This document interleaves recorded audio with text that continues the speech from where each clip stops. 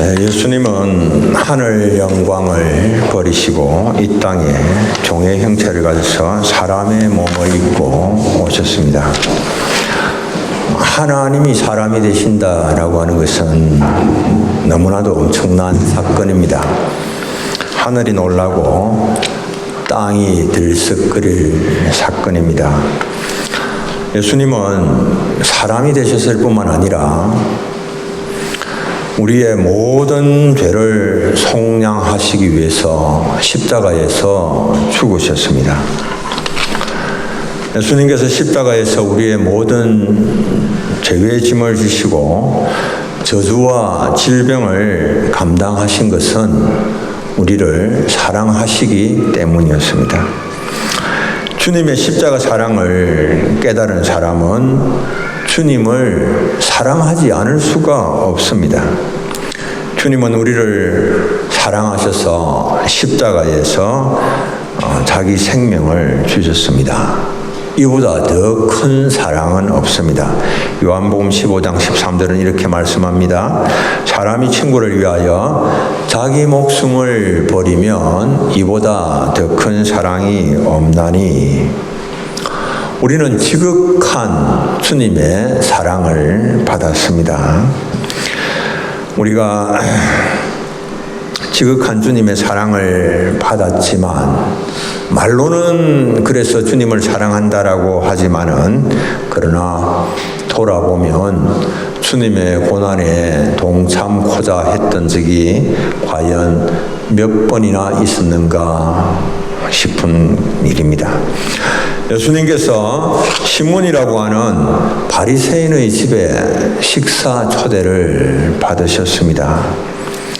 예수님께서 시몬의 집에 앉아 계신 것을 알고 한 여인이 찾아왔습니다.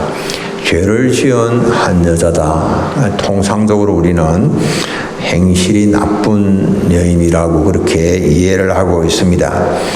향유 담은 옥합을 가지고 왔습니다. 예수님 뒤로 와서 그 발 곁에 서서 눈물로 그 발을 적십니다. 예수님의 발을 적시고 자기의 머리털로 예수님의 발을 닦고 그리고 그 발에 입 맞추고 향유를 부었습니다. 이 모습을 본 바리새인 시몬은 만일 예수님이 선지자라고 할 것 같으면 이 여인이 죄인이다라고 하는 사실을 알고 쫓아보냈을 텐데 이런 생각을 하면서 비웃었습니다. 이 시몬의 생각을 아시고 예수님은 비유를 들어서 말씀을 하십니다. 500데나리온 빚진 사람과 50데나리온 빚진 사람이 있는데 둘 다 빚을 갚을 능력이 없었어. 그래서 빚을 탕감을 받았다면 그러면 누가 더 빚을 탕감해 준 사람을 더 사랑하겠느냐.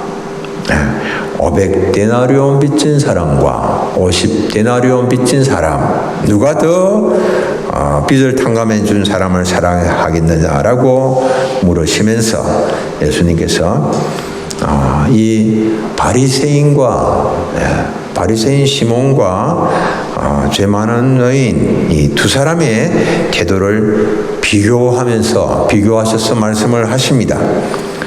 시몬에게 예수님이 하시는 말씀이 이렇습니다.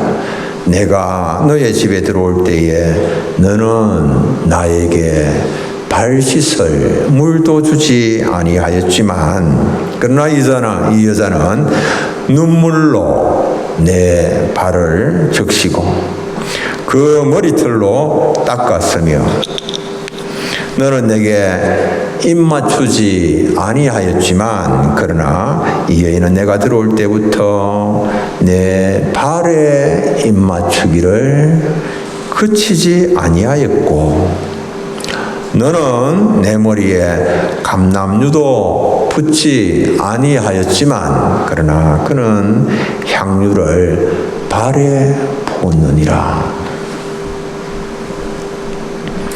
죄를 지은 여인은 눈물로 예수님의 발을 적시고 머리털로 닦고 그 발에 입맞추었습니다.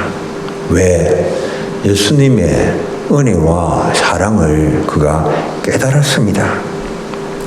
사랑의 표현에 대한 그 결과가 뭔가? 예수님의 은혜와 사랑을 깨닫고 그 사랑에 대한 표현을 이렇게 아주 진하게 한 그 결과가 무엇인가 예수님 또 보여주십니다. 누가복음 7장에 이런 말씀이 나옵니다. 7장 47절 48절 이러므로 내가 네게 말하노니 그의 많은 죄가 사하여졌도다. 이는 그의 사랑함이 많음이라. 사함을 받은 일이 적은 자는 적게 사랑하느니라. 이에 여자에게 이르시되 내 죄 사함을 받았느니라 하시니, 예수님을 향한 사랑과 감사는 더 크고 놀라운 죄 사함과 영생의 축복으로 이어집니다. 우리는 누구보다도 더 많이 상감받은 자들입니다. 누구보다도 더 많이 용서받은 자들입니다. 누구보다도 더 많이 예수님의 사랑을 받은 자들입니다.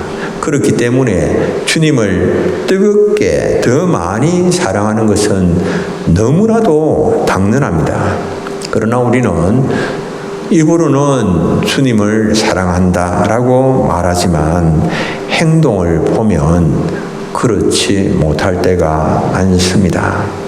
내 모든 죄를 사하시기 위하여 십자가 지신 그 사랑, 생명 주신 그 사랑에 감사도 감격도 없이 그저 무덤덤한 모습을 볼 때가 많습니다. 참 이상합니다.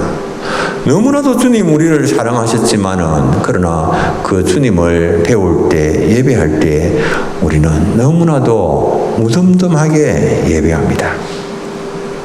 부활의 기쁨과 감격이 내 속에 차고 넘친다면 눈물과 입맞춤과 도유, 즉 향유를 발에 붓는 것은 너무나도 당연한 일입니다.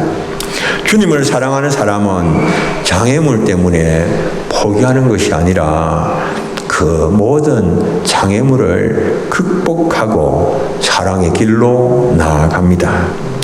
부활의 아침에 예상되는 많은 장애물이 있지만은 그 장애물을 극복하고 가장 예수님의 무덤으로 먼저 달려간 자들, 주님의 사랑을 깊이 깨닫고 감사한 여인들이었습니다. 오늘 본문에 나온 여인들입니다.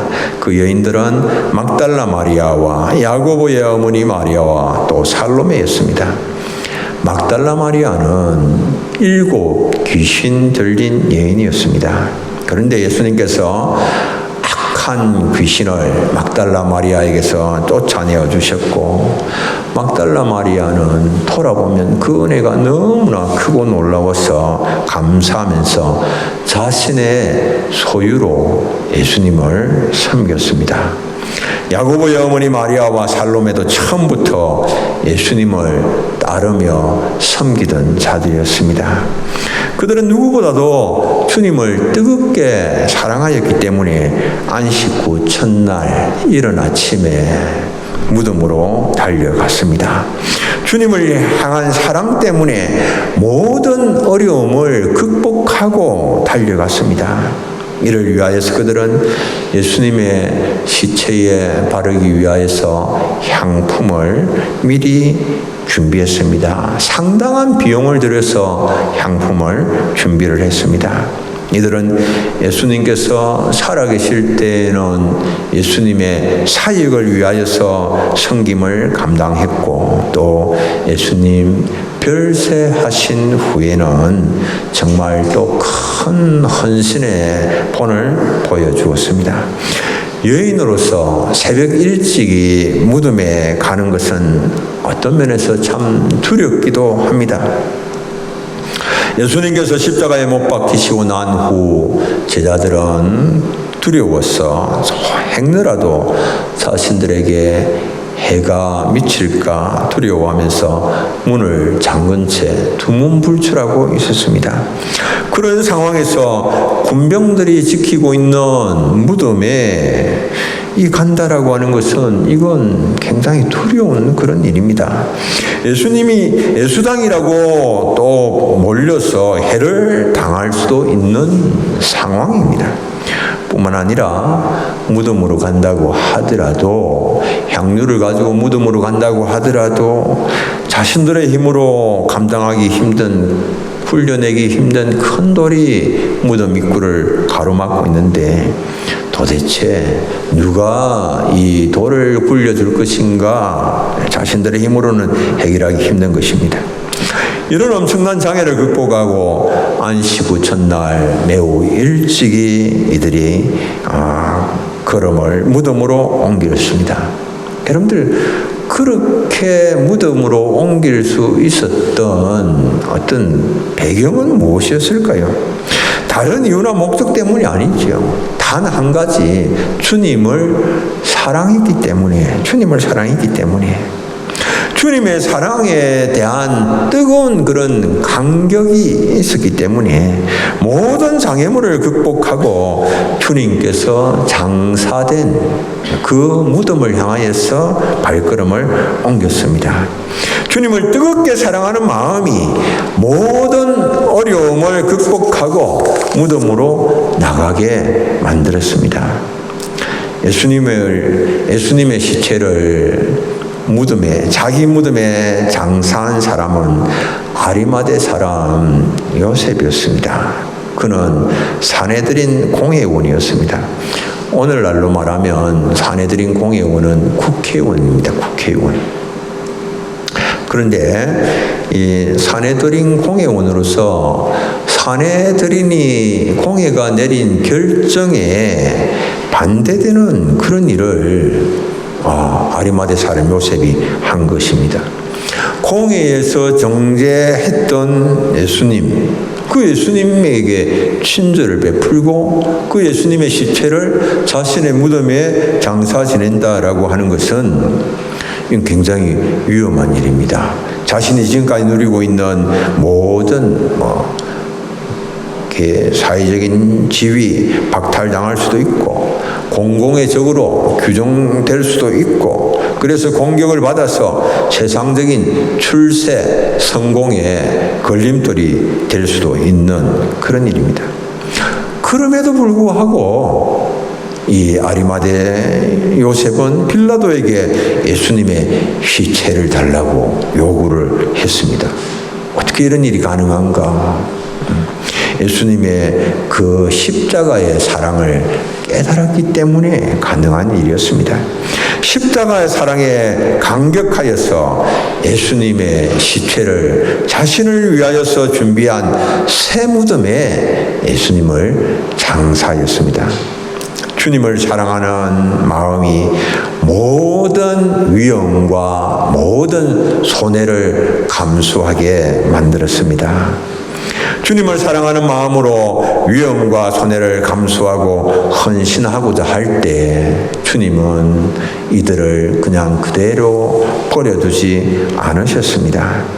모든 어려움을 극복하고 예상되는 모든 어려움이 있음에도 불구하고 그것들을 이겨내고 예수님께로 나아갔던 그 여인들, 그들이 걱정하며 염려하였던 모든 일들이 이미 다 정리가 되어져 있었어요. 해결이 되어져 있었습니다. 그리고 그들은 예수님의 부활 소식을 맨 먼저 접하였고, 그리고 부활의 영광스러운 증인이 될 수가 있었습니다. 하나님은 여러분들 어떤 분이실까요? 하나님께서 지시하시는 길, 바로 그 현장에서 자기 백성들을 인도하시는 분이십니다. 우리는 때로는 그렇게 핑계합니다. 길로 나가면 사자가 있고, 그래서 수고의 현장을 떠나서 그냥 게으르게 가만히 지켜보고만 있는데 그렇게 해서는 하나님의 인도함을 받을 수가 없습니다. 잠언 26장 13절에는 게으른 자는 길에 사자가 있다 거리에 사자가 있다 하느니라. 어떤 이유에서라도 현장을 피하는 자는 하나님의 인도함을 받지 못하고 오히려 자기 생각에 미혹되기가 쉽습니다. 아브라함의 부탁을 받고 아브라함의 늙은 종이 아브라함의 아들 이삭의 아내가 될 처자를 구하기 위하여서 아브라함의 고향으로 갔습니다. 메소포타미아로 가서 나홀의 성에 도착을 했습니다. 성박 우물 곁에 나귀를 묶어놓고 기다리면서 하나님께 기도했습니다. 저녁 때가 되어서 여인들이 이 우물을 길러 성 밖으로 나오는 것을 보면서 이삭의 아내가 될 만한 될 사람을 순조롭게 만나게 해달라고 기도를 했습니다.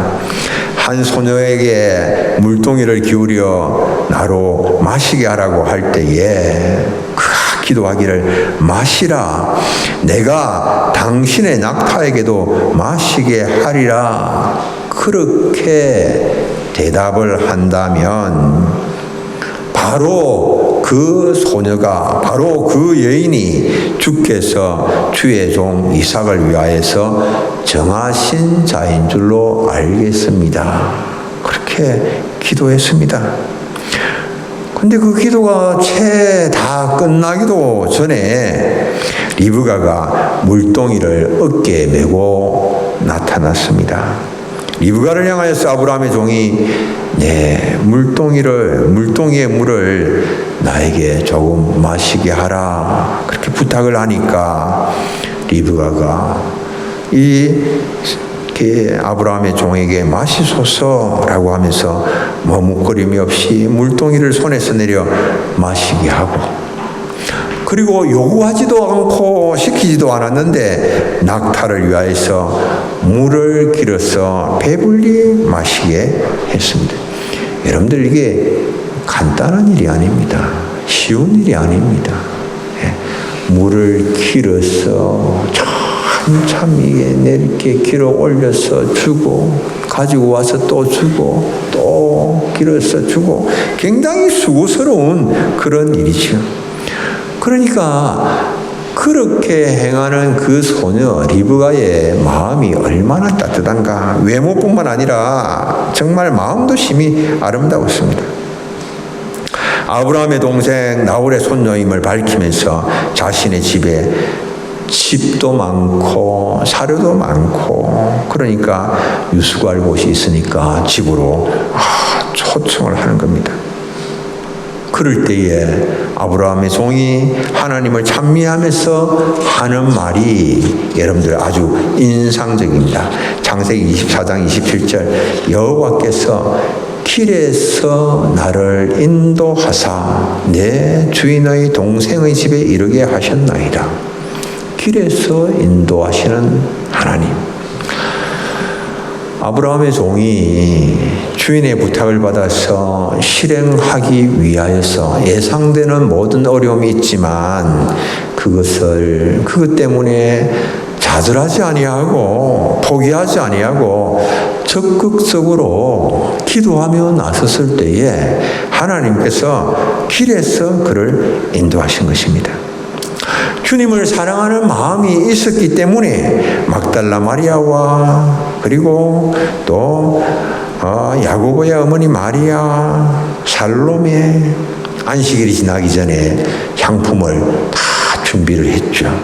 그리고 이제 안식 이후 첫날 일찍이 그 무덤으로 갔습니다. 미리 준비하여서 주님의 무덤에 갔을 때에 그들이 염려하였던 어떤 것도 더 이상 문제가 되지 않았죠. 주님께서 인도하시기 때문에 그런 일들이 일어나는 것입니다. 누가 우리를 위하여서 무덤 문에서 돌을 굴려주리요. 염려를 했지만 무덤에 가니 벌써 무덤의 문은 열려 있었습니다. 힘이 큰 돌, 자신들의 힘으로는 옮길 수 없는 돌이었기 때문에 염려했지만 벌써 돌은 다 옮겨져 있었어요. 전혀 문제가 되지 않았습니다. 우리가 문제만 생각하고 가만히 그 자리에 머물러 있다면 아무 일도 할 수가 없습니다.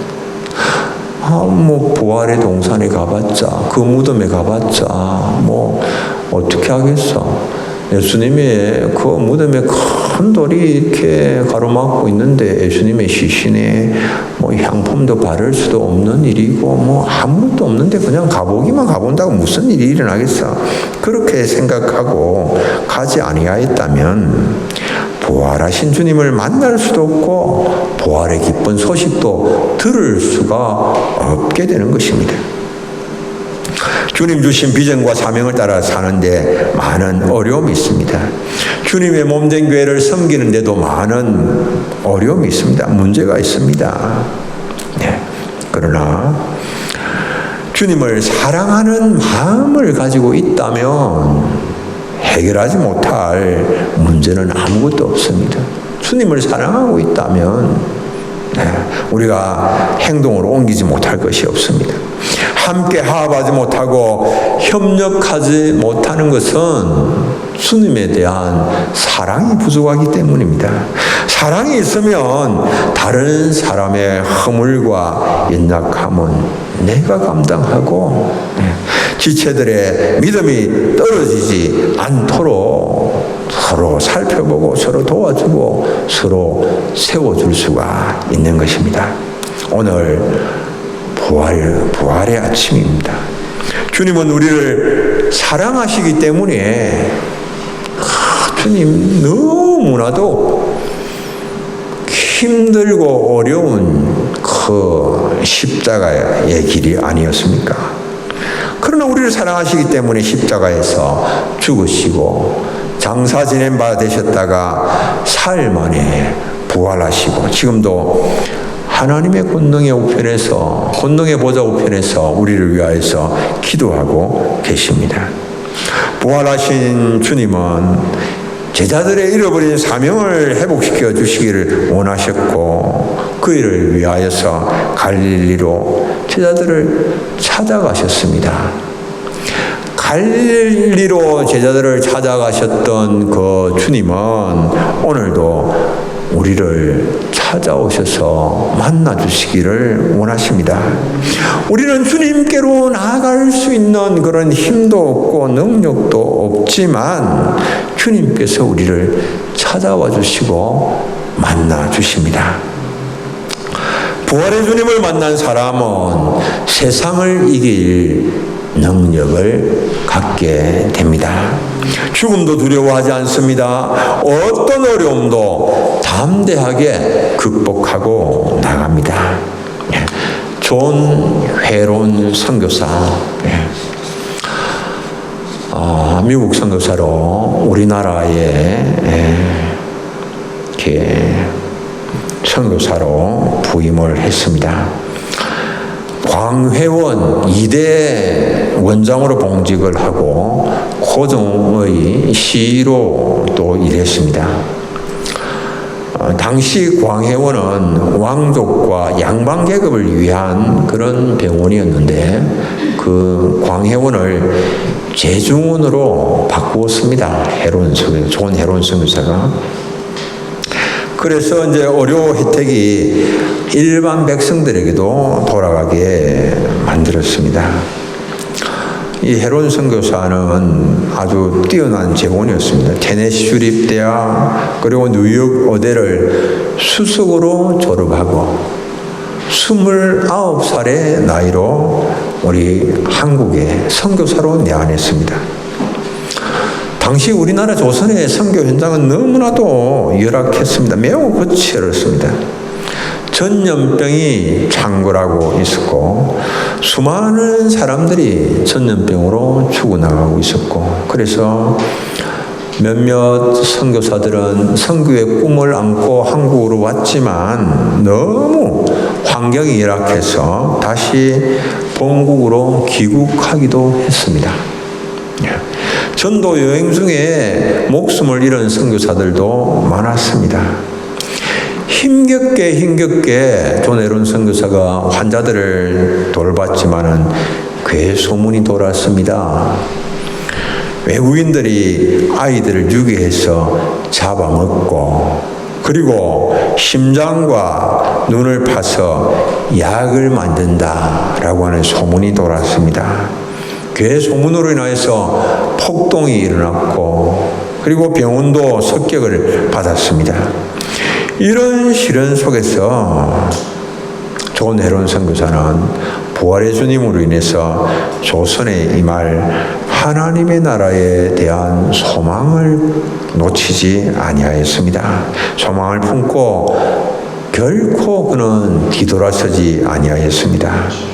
그러다가 1890년 여름에 환자들을 돌보다가 세균성 전염병 이질에 걸려서 별세하고 맙니다. 주님의 품으로 돌아갔습니다.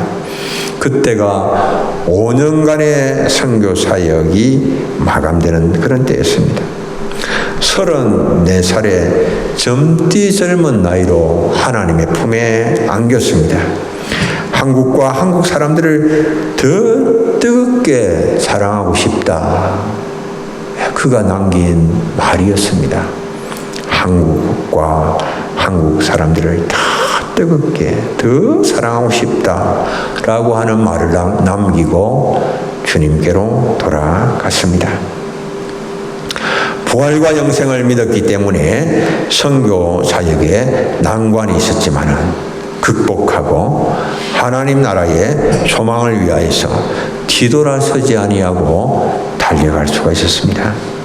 이 부활의 아침, 부활의 주님을 만남으로 우리 앞에 어떤 어려움이 우리를 기다리고 있다 할지라도 그 난관을 극복하고 주님 가신 그 길, 주님 사랑의 길로 나아가시는 우리 성도님들 다 되시기를 바랍니다. 우리 찬송 한 장 부르겠습니다. 149장. 요 넘기면 밑에 149장 나옵니다. 149장. 주 달려 죽은 십자가.